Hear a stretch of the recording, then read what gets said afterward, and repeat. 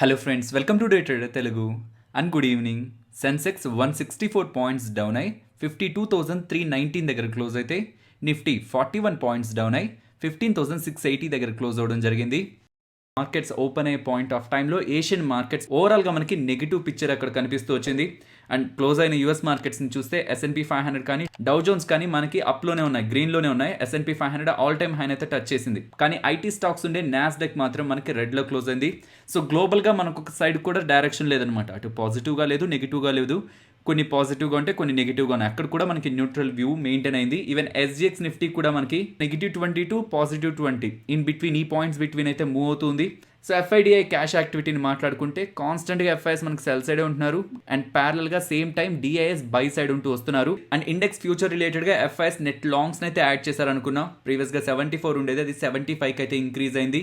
And కాల్స్లో unwinding కనిపిస్తుంది and పుట్స్లో కూడా unwinding కనిపిస్తుంది. కాబట్టి ఆప్షన్ డేటా మనం ఫోకస్ చేయడానికి ఏం లేదు. అండ్ ఓవరాల్గా మనం తీసుకున్న కంక్లూజన్, గ్లోబల్ సెంటిమెంట్ మనకేం సపోర్ట్ చేయట్లేదు, మార్కెట్ పైకి వెళ్తుందని. ఈవెన్ FIS క్యాష్లో సెల్ చేస్తున్నా ఫ్యూచర్స్ రిలేటెడ్గా కొంత యాక్టివిటీని పెంచారు కాబట్టి 74 నుంచి 75 తీసుకొచ్చారు కాబట్టి అది కూడా మనం న్యూట్రల్ చేయొచ్చు.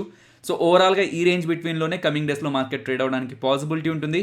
బట్ ఇంట్రాడే వ్యూ గురించి మాట్లాడుకుంటూ సపోర్ట్ 15,750 అది నిన్న మనకి బ్రేక్ చేసింది కాబట్టి సో ఇట్స్ ఏ వీక్నెస్ అని మాట్లాడుకుంటూ, ఒకవేళ SGX నిఫ్టీ మనకి పాజిటివ్లో ఉండి 15,750 అబోవ్ వెళ్తే అక్కడ సస్టైన్ అవుతుందా లేదా గమనించండి. సస్టైన్ అవుతుంటే అక్కడ మనం బై సైడ్ ఉండొచ్చు. స్టాప్ లాస్ 15,680 బిలో పెట్టమని చెప్పాను. అండ్ మీరు గమనిస్తే మార్కెట్ ఓపెన్ అయిన తర్వాత 15,755 వరకు వెళ్ళి సో అక్కడ సస్టైన్ అవ్వకుండా అగైన్ మనకి రిజెక్ట్ అయి 15,680 వరకు ఫాలో అయింది.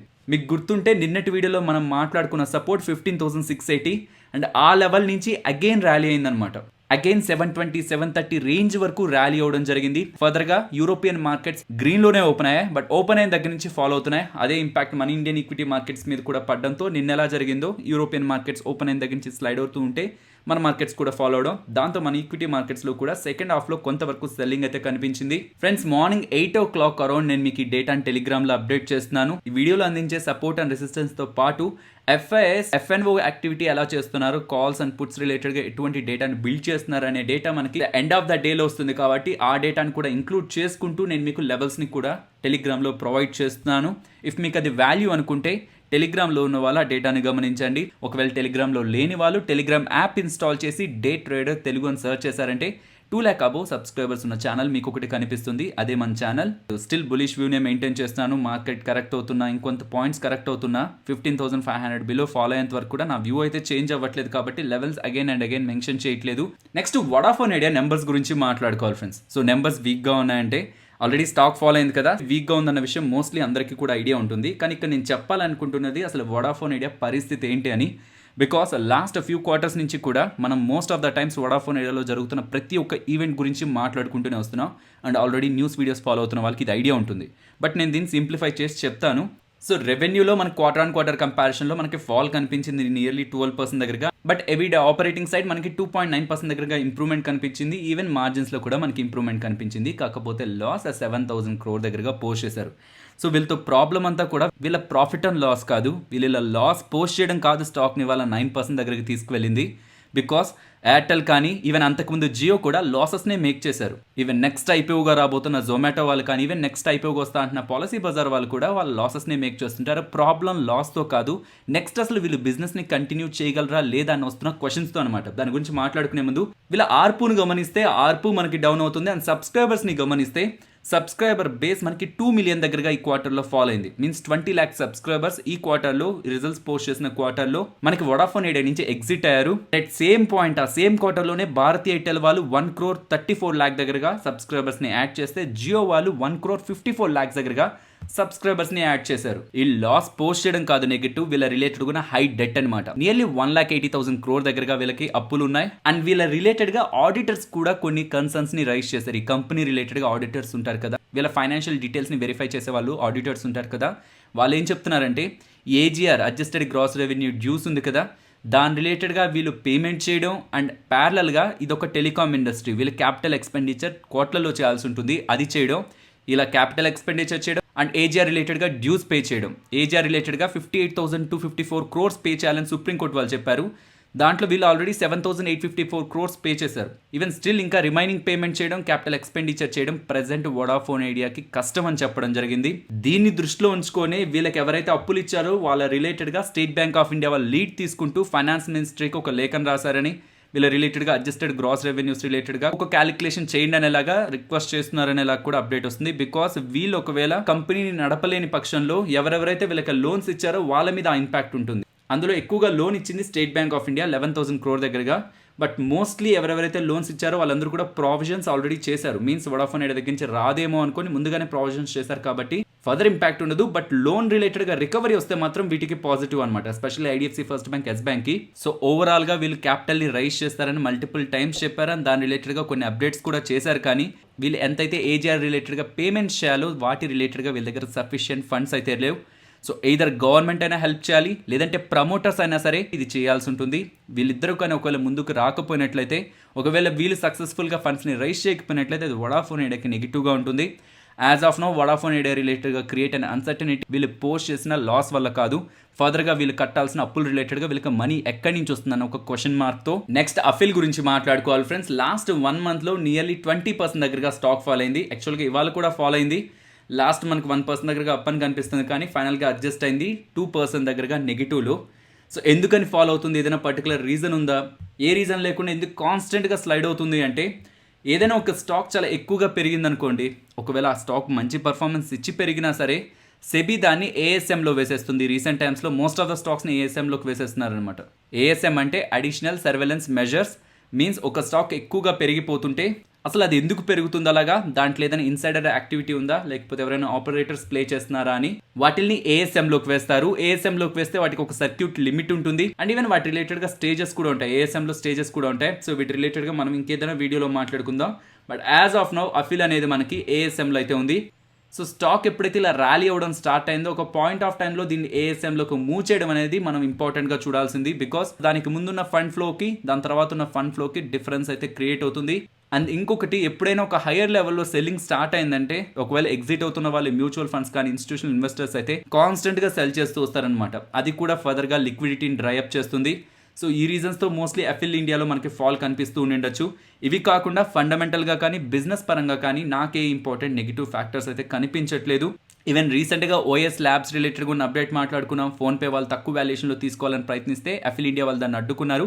సింగపూర్ హైకోర్టులో కేసు కూడా గెలిచారు. అది అఫిల్ ఇండియాకి పాజిటివే. ఈవెన్ ఇవాళ కూడా జాంప్ మీన్స్ ఇది ఒక లాటిన్ అమెరికాకు సంబంధించిన మొబైల్ అడ్వర్టైజింగ్ కంపెనీ అనమాట. దాన్ని కూడా అఫిల్ ఇండియా వాళ్ళు అక్వైర్ చేశారు. ఇలా అక్వైర్ చేయబోతున్నాం June 9th అప్డేట్ చేశారు.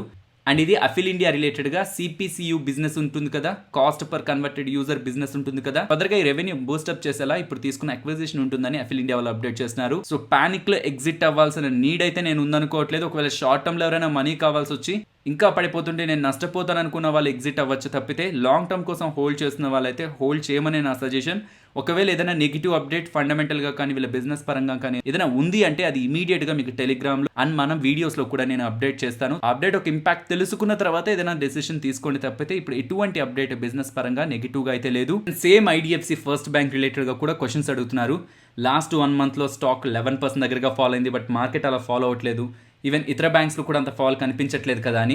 ఇక్కడ నేను ఒక ఎగ్జాంపుల్ చెప్పాలనుకుంటున్నాను. మార్కెట్స్ మనకి ఫాలో అయిన తర్వాత రికవర్ అయ్యాయి కదా, సో దాంట్లో ఒక పాయింట్ ఆఫ్ టైంలో ఇతర బ్యాంక్స్ అని ఎక్కువగా ర్యాలీ అవుతున్నాయి, కానీ ఐడిఎఫ్సి ఫస్ట్ బ్యాంక్ పెద్దగా ర్యాలీ అవ్వలేదు. అండ్ చూస్తే ఆ పాయింట్ ఆఫ్ టైంలో May 22న లోయెస్ట్ మనకి 18 రూపీస్ 85 పైస్ మనకి స్టాక్ టచ్ చేసింది అనమాట.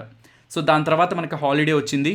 అండ్ ఆ పాయింట్ ఆఫ్ టైంలో మీన్స్ 18 రూపీస్ 85 పైస్ ఉన్నప్పుడు IDFC first bank multi bagger stock అని డెడికేటెడ్ వీడియోని అయితే అప్లోడ్ చేశాను. నియర్లీ 1 lakh దగ్గరగా సబ్స్క్రైబర్స్ కూడా దాన్ని చూశారు.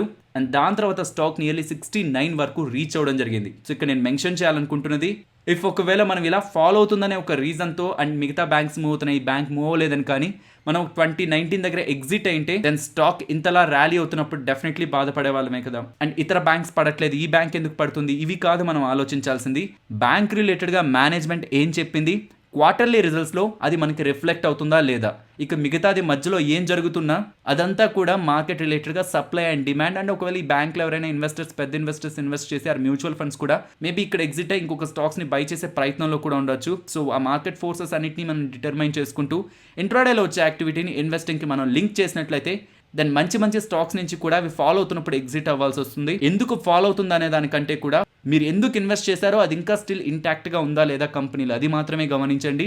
అండ్ నెక్స్ట్ నార్మల్ గా ఇలా స్టాక్ ఫాలో అవుతుంటే రేటింగ్స్ ని కూడా డౌన్ గ్రేడ్ చేస్తుంటారు. కాకపోతే ఇవాళ ఐసీఆర్ఏ వాళ్ళు, ఇక్రా వాళ్ళు, ఐడిఎఫ్సి ఫస్ట్ బ్యాంక్ రిలేటెడ్ గా వాళ్ళు ప్రీవియస్ గా ఇచ్చిన రేటింగ్స్ ని సేమ్ రేటింగ్స్ గా మెయింటైన్ చేస్తున్నామని వాళ్ళు అగైన్ మెన్షన్ అయితే చేయడం జరిగింది. నెక్స్ట్ టాటా మోటార్స్ ఒక సేల్స్ డేటా మాట్లాడుకోవాలి. ఇది year on year comparison. So overall sales date అయితే మనకి స్ట్రాంగ్ గానే ఉంది. అదే నేను మీకు 2 o'clock అప్డేట్ చేశాను. ఈ టాటా మోటార్స్ అనే కాదు, అశోక్ లేలాండ్ కానీ, మారుతి కానీ, ఐషర్ కానీ, ఎస్కాట్స్ వాళ్ళు కానీ వీళ్ళందరూ కూడా పోస్ట్ చేసిన డేటా ఇప్పటి వరకు పోస్ట్ చేసింది స్ట్రాంగ్ గానే ఉంది. కాబట్టి auto sales data till now strong, better than expected అన్నాను. సో ఇక్కడ సేల్స్ ని ఇయర్ ఆన్ ఇయర్ తోను కంపేర్ చేయడం కొంత ప్రాబ్లమే మంత్ ఆన్ మంత్ తో కూడా. బికాస్ ఇయర్ ఆన్ ఇయర్ అంటే లాస్ట్ ఇయర్ ఈ పాయింట్ ఆఫ్ టైంలో రెస్ట్రిక్షన్స్ ఎక్కువగా ఉన్నాయి. ఈవెన్ మే మంత్లో కూడా ఎక్కువగా రెస్ట్రిక్షన్స్ ఉన్నాయి ఇండియాలో. ఇలా కంపేర్ చేస్తే గ్రోతే ఉంటుంది. ఈవెన్ మార్కెట్ కూడా గ్రోతే ఎక్స్పెక్ట్ చేసింది, బట్ దానికంటే బెటర్ గ్రోత్ని వీళ్ళు డెలివర్ చేశారు. ఇయర్ ఆన్ ఇయర్ కంపారిజన్లో 125% దగ్గరగా గ్రోత్ కనిపిస్తుంటే మంత్ ఆన్ మంత్ కంపారిజన్లో మే మంత్తో కంపేర్ చేస్తే 80% అబోవ్ మనకి వీళ్ళ సేల్స్ అయితే గ్రో అవ్వడం జరిగింది. నెక్స్ట్ జెట్ ఎయిర్వేస్ గురించి మాట్లాడుకోవాలి. బిగినర్స్కి చెప్తున్నాను, రీసెంట్ టైమ్స్లో కంటిన్యూస్గా అప్పర్ సర్క్యూట్కి వెళ్ళింది, కాకపోతే ఇప్పుడు లోయర్ సర్క్యూట్కి వెళ్తుంది. ఇది చూసి మాత్రం స్టాక్లో ఇన్వాల్వ్ అయితే అవ్వద్దు. బికాస్ ఇది నేను మీకు టెలిగ్రామ్లో 9:37 అరౌండ్ పోస్ట్ చేశాను. సో ఇది కొనద్దు అని. దాని తర్వాత 9:39కి నేను మీకు ప్రూఫ్ కూడా అప్డేట్ చేశాను. రిజల్యూషన్ ప్లాన్ రిలేటెడ్గా ఉన్న అవుట్కమ్ని 100 షేర్స్ మీ దగ్గర ఉంటే అవి నెక్స్ట్ 1గా టర్న్ అవ్వబోతున్నాయని. సో నార్మల్గా బోనస్లో నెంబర్ ఆఫ్ షేర్స్ మన కమింగ్ డేస్లో డిమాట్లో వచ్చి యాడ్ అవుతాయి అనుకుంటాం కదా, అలా మన డిమాట్లో ఉన్న షేర్స్ 100 షేర్స్ ఉంటే అది 1గా మారిపోతుంది అనమాట. కాబట్టి ఎవరెవరైతే ఇన్వెస్ట్మెంట్ కేవలం ఇలా ప్రైస్ ఫాలో అవుతుందని బిగినర్స్ చేద్దాం అనుకుంటున్నారో అవాయిడ్ చేయడానికి ప్రయత్నించండి. అండ్ స్టాక్ మార్కెట్ అనగానే 10,000 పెడితే ఇన్ని క్రోర్స్ అయ్యేది ఎగ్జాంపుల్సే కనిపిస్తుంటాయి.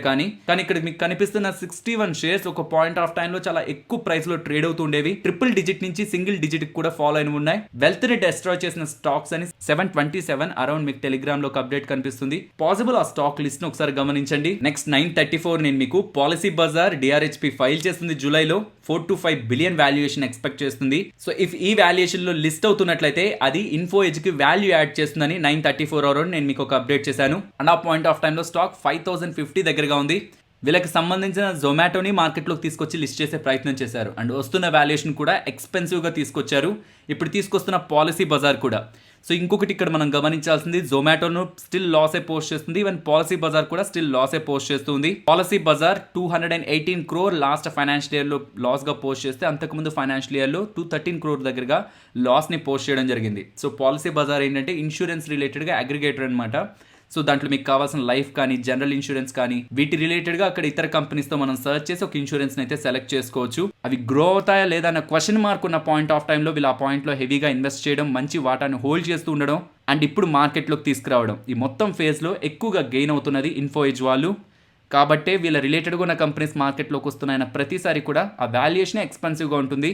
సో దాంతో ఇన్ఫో ఎడ్జ్ కూడా వాల్యూ క్రియేట్ అవుతుంది. కాబట్టి స్టాక్లో మనకి ఇవాళ ర్యాలీ అయితే కనిపించడం జరిగింది. నెక్స్ట్ సీక్వెంట్ సైంటిఫిక్ గురించి మాట్లాడుకోవాలి ఫ్రెండ్స్. రీసెంట్ టైమ్స్లో బ్రేక్అవుట్ అనుకున్నాం, తర్వాత మంచిగా ర్యాలీ అయింది. 13 రిజల్ట్స్ వస్తాయనుకున్నాం, నిన్న రిజల్ట్స్ కూడా వచ్చాయి. అండ్ రిజల్ట్స్ రిలేటెడ్గా ఉన్న ఇంపార్టెంట్ డేటా నేను మీకు పోస్ట్ చేస్తూ నార్మల్గా అయితే స్ట్రాంగ్ నెంబర్స్ అని కానీ, గుడ్ రిజల్ట్స్ అని కానీ మెన్షన్ చేస్తూ ఉంటాం కదా, ఒకవేళ మంచి నెంబర్స్ అయితే. కానీ ఇక్కడ నేను ఎక్స్పెక్టెడ్ లైన్స్ అని చెప్పాను. ఎక్స్పెక్టెడ్ లైన్స్లోనే ఉంది. ఈవెన్ వాళ్ళు డెట్ని కూడా రెడ్యూస్ చేసుకున్నారు. కాకపోతే అది మేనేజ్మెంట్ ప్రీవియస్ కాన్ఫరెన్స్ కాల్స్లోనే అప్డేట్ చేస్తూనే వస్తుంది, మేము డెట్ని తగ్గించుకోవాలనుకుంటున్నాం అని. సో ఆ పాయింట్ ఆఫ్ టైంలోనే స్టాక్లో రిఫ్లెక్ట్ అయింది. అండ్ రిజల్ట్స్ కూడా ఇది ఎస్టిమేట్స్కి ఇన్లైన్ గానే ఉన్నాయి. కాబట్టి ర్యాలీ రిలేటెడ్గా, రీసెంట్గా వచ్చిన ర్యాలీ రిలేటెడ్గా అగైన్ మనకు కొంత కరెక్షన్ అయితే కనిపిస్తుంది. నెక్స్ట్ స్పైస్ జెట్ గురించి మాట్లాడుకోవాలి ఫ్రెండ్స్. ఇవాళ 1.5% దగ్గరగా ఫాలో అయింది. కానీ ఈవెన్ రిజల్ట్స్ కూడా ఓవరాల్గా చూస్తే నెగిటివ్గానే కనిపిస్తుంటాయి. బట్ ఇక్కడ మనకి ఇంపార్టెంట్గా కనిపిస్తున్నది వీళ్ళ cargo business. Year on year కంపారిజన్లో వీళ్ళ కార్గో బిజినెస్ 6 times దగ్గరగా గ్రో అయింది. ఇది వీళ్ళ బాటమ్ లైన్ని సేవ్ చేసింది. ఓవరాల్ లాస్ దీంతో తగ్గడం జరిగింది. అండ్ వీళ్ళు చెప్తున్నది ఈ కార్గో బిజినెస్ ని హైవ్ ఆఫ్ చేస్తారంటున్నారు. మీన్స్ ఈ స్పైస్ జెట్ పేరెంట్ కంపెనీ నుంచి దాన్ని హైవ్ ఆఫ్ చేసి సపరేట్ ఎంటిటీగా తీసుకొస్తారంటున్నారు. అండ్ దాని రిలేటెడ్గా ఇన్వెస్టర్స్ని కూడా ఇన్వైట్ చేస్తారంటున్నారు. అండ్ ఈవెన్ 2,500 crore ఫండింగ్ కూడా వీళ్ళు రైజ్ చేయాలనుకుంటున్నారు. సో రిజల్ట్స్ వీక్గానే ఉన్నాయి. బట్ ఓవరాల్ డేటా మాత్రం స్పైస్ జెట్కి మనం పాజిటివ్గానే తీసుకోవాలి. And Nifty, bank Nifty support and resistance మాట్లాడుకుందాం ఫ్రెండ్స్. నిఫ్టీ క్లోజ్ అయిన లెవెల్ 15,680. ఎగ్జాక్ట్గా మనం నిన్న మాట్లాడుకున్న సపోర్ట్ దగ్గరే క్లోజ్ అవ్వడం జరిగింది. కాబట్టి ఇఫ్ ఒకవేళ గ్యాప్ అప్లో ఓపెన్ అయితే ఇదే సపోర్ట్గా గమనించవచ్చు. ఒకవేళ ఇక్కడ నుంచి మనకి టాప్ సైడ్కి వెళ్తుంటే 15,880 కంటే ముందు 15,750 ఆ రేంజ్ని గమనించే ప్రయత్నం చేయండి. అండ్ బ్యాంక్ నిఫ్టీ సపోర్ట్ 34,380గా గమనిస్తున్నాను. రెసిస్టెన్స్ 35,260గా. Next Nifty option chain data అని మాట్లాడుకుందాం. జూలై 8 ఎక్స్పైర్ అవుతున్న కాంట్రాక్ట్ డేటాని మాట్లాడుకుంటే ప్రీవియస్గా కనిపిస్తున్నట్లే 16,000ని పట్టించుకోవట్లేదు కాల్ రైటర్స్. 15,800 కంటే పైకి వెళ్ళదని అక్కడే స్ట్రాంగ్గా రైట్ చేసేస్తున్నారు. కాబట్టి స్టిల్ మనం 15,800ని రెసిస్టెన్స్గా గమనించవచ్చు. ఆ లెవెల్ వచ్చి అబోవ్ సస్టైన్ అయినా క్లోజ్ అయినా ఫర్దర్గా ఇక్కడ వస్తున్న కాల్ అన్వైండింగ్ చూసి మన డెసిషన్ని మార్చుకోవాల్సి ఉంటుంది. నెక్స్ట్ రెసిస్టెన్స్ని 16,000కి మూవ్ చేయాలా లేదా స్టిల్ 15,800ని మెయింటైన్ చేయొచ్చా అని. అండ్ డౌన్ సైడ్ స్టిల్ మనకి 15,500 దగ్గరే స్ట్రాంగ్ డేటా అయితే బిల్డ్ అవుతుంది. 15,500నే గమనించవచ్చు. సో 15,500 to 800 ఎందుకని బిలో 15,800 మనకు ఆ 300 పాయింట్ జోన్లోనే సైడ్ వేస్లో మూవ్ ఉంటుందని మల్టిపుల్ టైమ్స్ మాట్లాడుకున్నాం. సో అదే ఇప్పుడు కూడా కనిపిస్తుంది మార్కెట్లో. కాల్ రేటింగ్ కూడా అదే సజెస్ట్ చేస్తుంది. కాబట్టి ఈ 300 పాయింట్ జోన్ని నెక్స్ట్ కమింగ్ డేస్లో మనం గమనించాల్సి ఉంటుంది. సో ఫైనలీ ఇది ఫ్రెండ్స్ మన వీడియో. నచ్చిందా? నచ్చితే వీడియోని లైక్ చేయండి ఫ్రెండ్స్. అండ్ ఈ వీడియో మన వాళ్ళకి యూజ్ అవుతుంది అనుకుంటే తప్పకుండా షేర్ చేయండి. అండ్ మన ఛానల్ని సబ్స్క్రైబ్ చేయనట్లయితే ఛానల్లో ఉన్న కంటెంట్ని గమనించండి. ఇఫ్ ఆ కంటెంట్ మీకు యూజ్ అవుతుంది అనుకుంటే ఛానల్ని సబ్స్క్రైబ్ చేసి పక్కనే ఉన్న బెల్ ఐకాన్ క్లిక్ చేయండి. మరొక ఇంట్రెస్టింగ్ వీడియోతో మళ్ళీ మీ ముందుకు వస్తాను. అంతవరకు టేక్ కేర్. జై హింద్.